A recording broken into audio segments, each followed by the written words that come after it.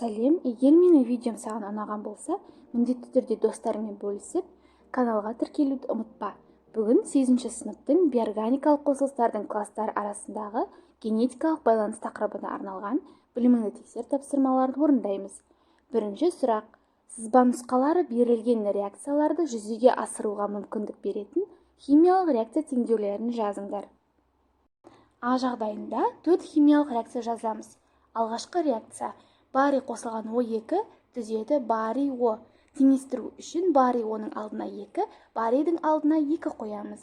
Екінші реакция: барий О қосылған H2O түзеді барий OH2. Келесі үшінші реакция: барий OH2 қосылған HNO3 түзеді барий NO3 қосылған H2O. Теңестіру үшін H2Оның алдына 2, HNO3-тің алдына 2 қоямыз. Келесі төртінші реакция: барий NO3 қосылған H2SO4 түзеді барий SO4 қосылған HNO3. Реакцияны теңестіру үшін HNO3-тің алдына 2 қоямыз. Ә жағдайындағы тізбекті орындау үшін біз 5 химиялық реакция теңдеуін жазамыз. Алғашқысы: алюминий қосылған О2 түзеді алюминий 2O3. Реакцияны теңестіру үшін алюминий 2O3-ге 2, O2-ге 3, алюминийге 4 қоямыз. Екінші реакция: алюминий 2O3 қосылған H хлор түзеді алюминий хлор 3 қосылған H2O. Теңестіру үшін H2O-ға 3, алюминий хлор 3-ге 2, H хлорға 6 қоямыз. Үшінші реакция: алюминий хлор 3 қосылған калий OH түзеді алюминий OH3 қосылған калий хлор. Реакцияны теңестіру үшін калий хлорға және калий OH-қа 3 қоямыз. Төртінші реакция: алюминий OH3 температура әсерінен ыдырайды және де алюминий 2O3 H2O түзеді. Теңестіру үшін H2Оның алдына 3, алюминий OH3-тің алдына 2 қоямыз.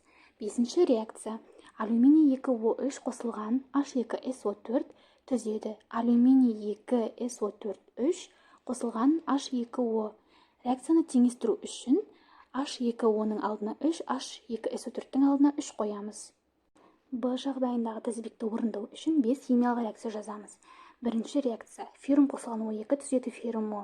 Теңестіру үшін феррум Оға және феррумге 2 қоямыз. Екінші реакция: феррум О қосылған H хлор түзеді феррум хлор 2 қосылған H2O. Теңестіру үшін H хлордың алдына 2 қоямыз. Үшінші реакция: феррум хлор 2 қосылған калий OH түзеді феррум OH2 қосылған калий хлор.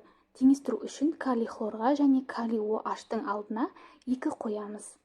Төртінші реакция: феррум OH2 температураның әсерінен феррум Оға және де H2Оға ыдырайды.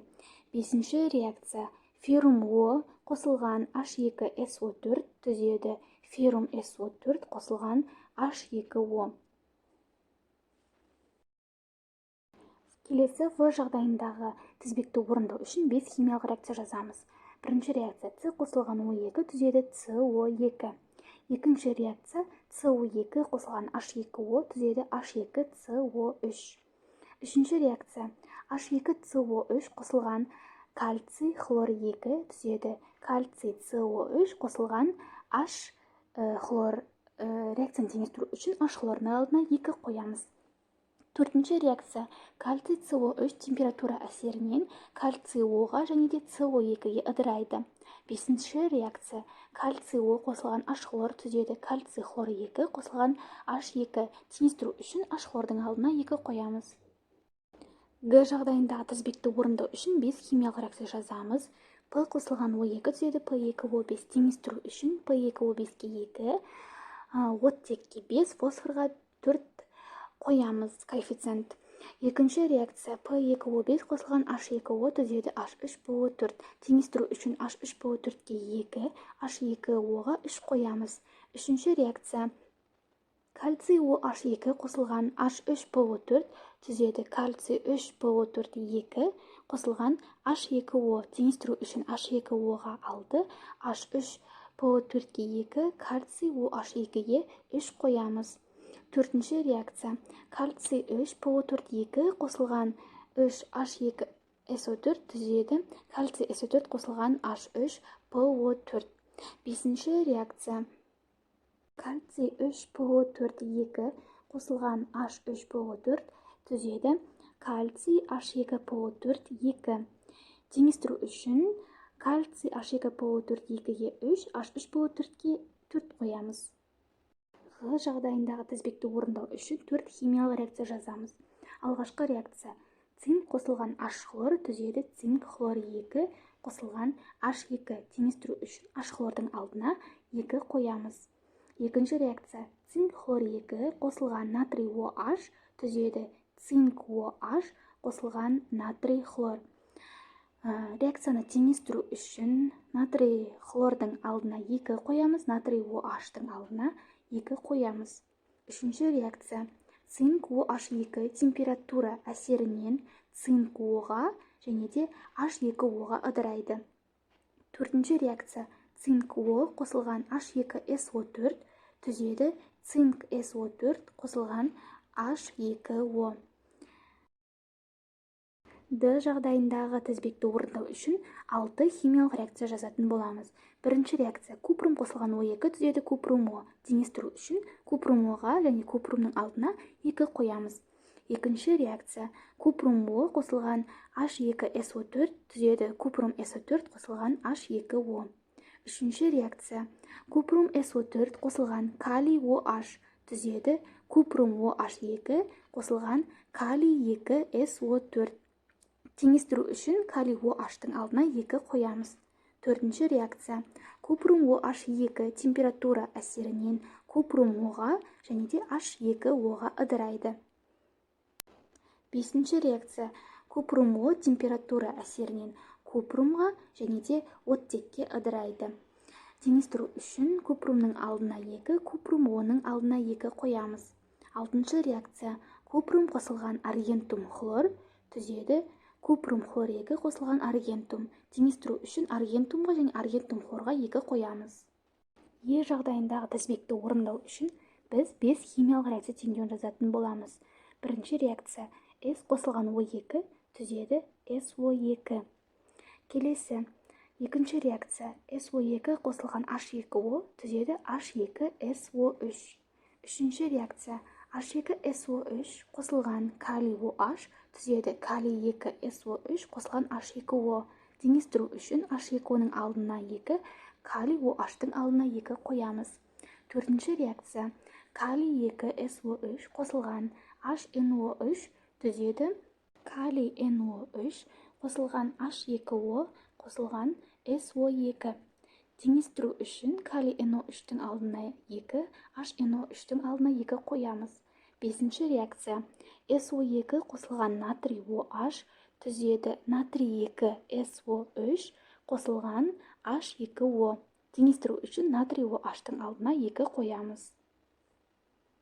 Бірінші есеп. Массасы 20 грамм темірдің 3 валентті гидроксидін тұз қышқылының артық мөлшерімен өңдегенде түзілетін тұздың массасын есептеңдер. Ең алдымен реакция теңдеуін жазып аламыз. Феррум OH3 қосылған H хлор түзеді феррум хлор 3 қосылған H2O. Теңестіру үшін H2Оның алдына 3, H хлордың алдына 3 қоямыз. Есептің берілгенде феррум OH3 20 грамм, ал оның молярлы массасы 107 граммға тең. Бізге феррум хлор 3-тің массасын табу керек, ол X грамм, ал оның молярлы массасы 162,5 граммға тең. Осы жерден X-ті табу үшін пропорцияны қолданамыз.